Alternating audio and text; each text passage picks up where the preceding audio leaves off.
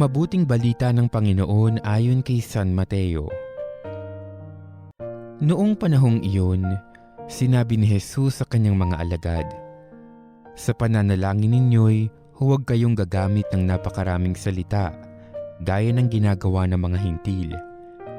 Ang akala nila'y pakikinggan sila ng Diyos dahil sa dami ng kanilang salita.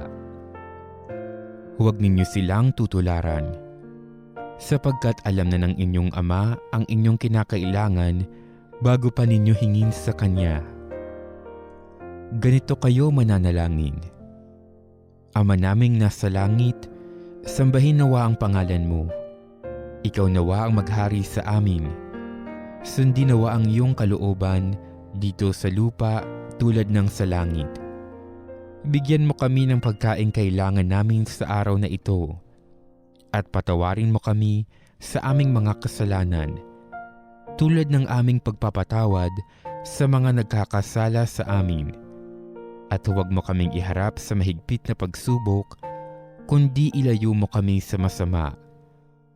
Sapagkat iyo ang kaharian at ang kapangyarihan at ang kapurihan magpakailanman. Amen. Sapagkat kung pinatatawad ninyo ang mga nagkakasala sa inyo, patatawarin din kayo ng inyong Amang nasa langit. Ngunit kung hindi ninyo pinatatawad ang mga nagkakasala sa inyo, hindi rin kayo patatawarin ng inyong Ama." Ang mabuting balita ng Panginoon.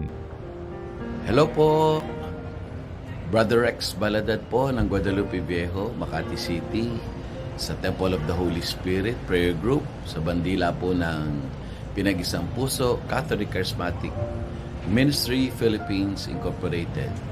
Bumabati po sa inyo ng isang mapagpalang araw po. Dito po sa aking background ay gabi na, and peace be with us all. Ano po?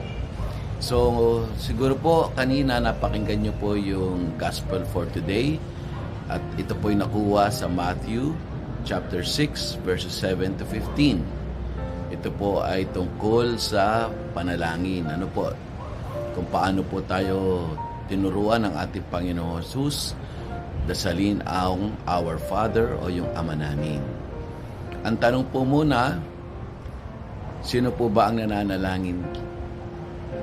Kung hindi po tayo nananalangin, ay dapat po tayo ay manalangin sa ating Panginoong Diyos.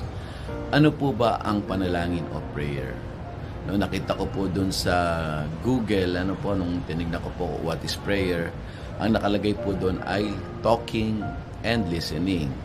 So, kung titignan po natin, ang panalangin ay pakikipag-usap sa Diyos. Ano po? It's a two-way conversation. Isa po nagsasalita at isa ang nakikinig.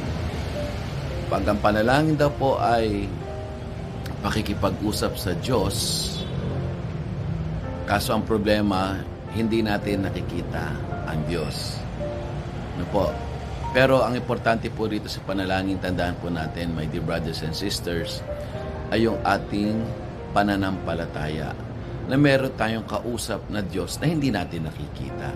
And that is the power of prayer, no? Kailangan po pag tayo po ay nagdadasal sa ating Panginoong Diyos, dapat po kasama po yung pananalig natin, pananampalataya natin, na pinakikinggan tayo ng ating Panginoong Diyos. Amen po ba? Okay. So, doon po sa Our Father o sa Ama namin, ito po ay kumpleto na, no? Complete prayer po para sa ating Panginoong Diyos, Diyos Ama. No, una po, no, tinatawag natin, tanda po natin yung acronym na ACTS. A-C-T-S. Okay, what does A stands for? Ang A po ay adoration, no? Unang-una, syempre po, dapat unahin natin ang ating Panginoon Diyos. We adore God because of what He did to us, no? Binibigyan po natin siya ng pagsamba, pagpupuri, sapagkat siya po talaga nagbibigay sa atin ng buhay. Tandaan natin, ha? Kung wala na tayong buhay, wala na, patay na tayo. Ibig sabihin nun, kailangan talaga sa ating panalangin ay dapat natin unahin ang ating Panginoon. We have to adore God for what He has been doing for us. No, kailangan natin siya sambahin sa lahat ng mga bagay na ibinibigay niya sa atin. No? Tandaan natin, God is a jealous God. No? Gusto niya lagi siya ang nauuna. So, kailangan sa ating panalangin, unahin natin ang ating Panginoon. Kasi, minsan pag tayo nanalangin, ang sinasabi agad natin yung ating mga kahilingan, di ba? Lord, no, pag sign of the cross pa natin, Lord, tulungan mo po ako kasi po ganito, kailangan ko po ng ganito, tulungan niyo po ako dahil may sakit ako. Pero dapat talaga raw, ang una natin gagawin ay sambahin natin ang ating Panginoon Diyos sa kabutihan na ibinibigay niya sa atin. So letter A, adoration. Letter C, contrition po. No? Ibig sabihin ng contrition, yung paghingi ng tawad. Lahat po tayo ay nagkakasala. So we need to ask forgiveness para sa ating Panginoong Diyos. No? Kasi ang ating Panginoon ay banal na Diyos.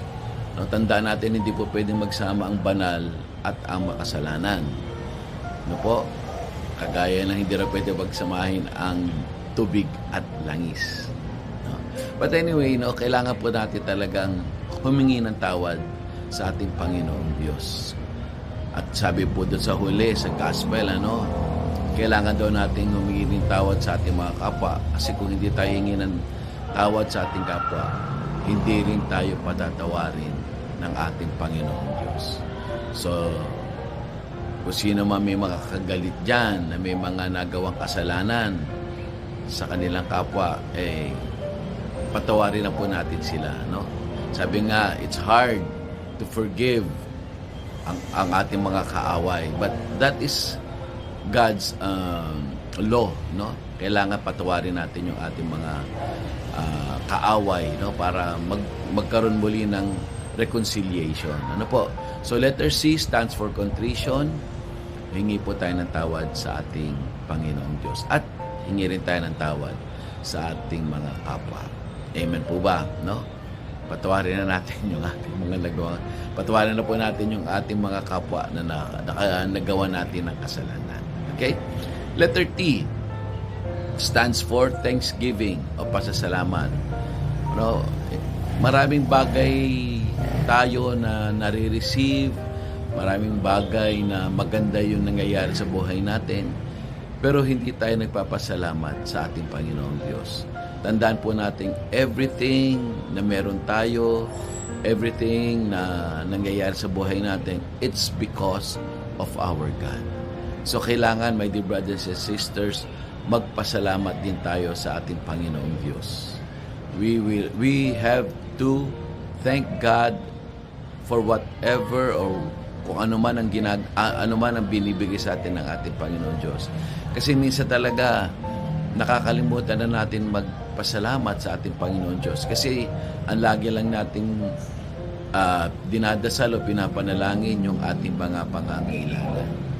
But my dear brothers and sisters, no, all of these things that nangyayari sa buhay natin, it's all because of God. Kaya kailangan natin magpasalamat sa ating Panginoon Diyos. Okay? And letter S. Ano ba yung letter S? Yung supplication. Yun yung huli, yung paghingi. Kung ano man yung ating mga pangangailangan. No? Kasi ang alam naman, sabi nga dun sa ating narinig na gospel din, alam na ng Diyos, no? Alam na ng Diyos yung ating mga pangangailangan kahit hindi natin sabihin sa Kanya. Bakit? No? Tingnan natin yung relationship ng isang magulang sa anak. No? Parang, unahin mo natin, relasyon ko, tsaka relasyon ko sa Diyos. Ang Diyos ang aking magulang. Tingnan natin, no? Sa anak at sa magulang.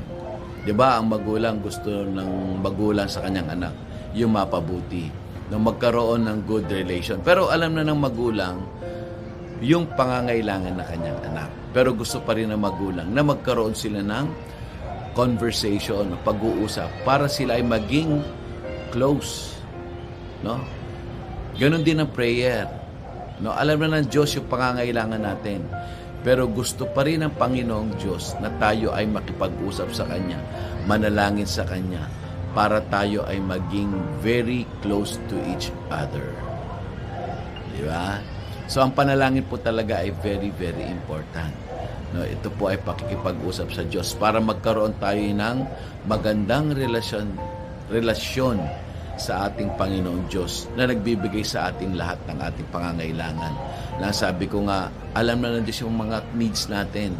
Hindi na natin kailangan pa sabihin, pero gusto natin sabihin. Kasi alam ng ating Panginoon Diyos na gusto niya magkaroon tayo ng magandang relasyon sa Kanya.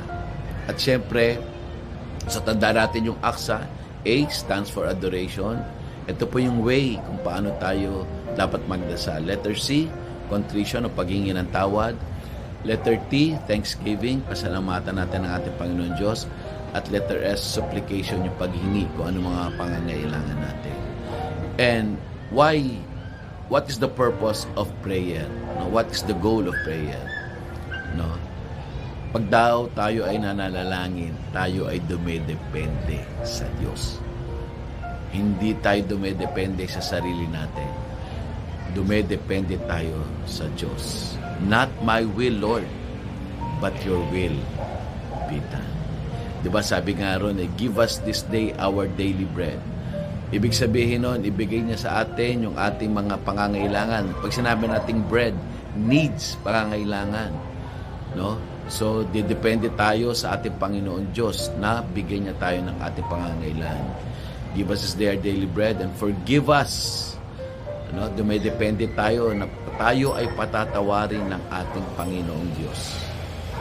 Forgive us our sins as we forgive those who trespass against us. Kaya kailangan patawarin din natin yung ating kapwa natin na para tayo ay patawarin din ng ating Panginoong Diyos. Forgive us our trespasses as we forgive those who trespass against us, and lead us not into temptation. No? Ibig sabihin, wag tayong matukso. Dumedepende tayo sa Diyos na wag tayo matukso. Lead us not into temptation, but deliver us from evil. At nawa, wag tayo mapunta sa kasamaan, sapagkat dumedepende tayo sa ating Panginoon Diyos. Kaya my dear brothers and sisters, no, manalangin po tayo.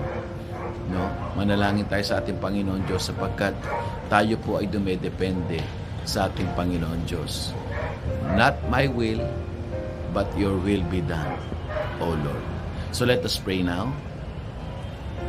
Sa ngalan ng Ama, ng Anak, ng Espiritu Santo. Amen. O Diyos na buhay, kami po ay nagpapasalamat sapagkat tinuruan mo kami, Panginoon Diyos, kung paano po kami manalangin sa iyo. Kaya Panginoon, naway habang po kami nananalangin at lagi po kaming mananalangin, nawa Panginoon Diyos maging maganda po ang ating relasyon sapagkat alam ko po, Panginoon Diyos, na sa bawat panalangin, kami po ay dumedepende sa iyo. Kaya Panginoon, dadasalin po namin ngayon ang Ama namin. Ama namin, sumasalangit ka, sambahin ang ngalan mo, kapasa amin ang kaharian mo, sundin ang loob mo dito sa lupa para nasa langit. Bigyan mo po kami ngayon ng aming kakanin sa araw-araw at patawarin mo kami sa aming mga sala para ng pagpapatawad namin sa nagkakasala sa amin. At huwag mo kaming ipahintulot sa tukso at iadya mo kami sa lahat ng masama. Amen. Sa ngalan ng Ama, ng Anak, ng Espiritu Santo. Amen. Peace be with you again, my dear brothers and sisters. At lagi po tayo makinig na salita ng ating Panginoon Diyos.